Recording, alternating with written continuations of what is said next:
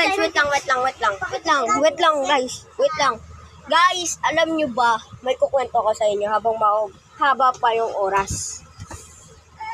Diba, si Mang Kanor, pumunta ng tindahan. Sino pumunta? 10 p.m. nandun siya para bumili ng sigarilyo. Nakita niya yung asawa niya, yung ex.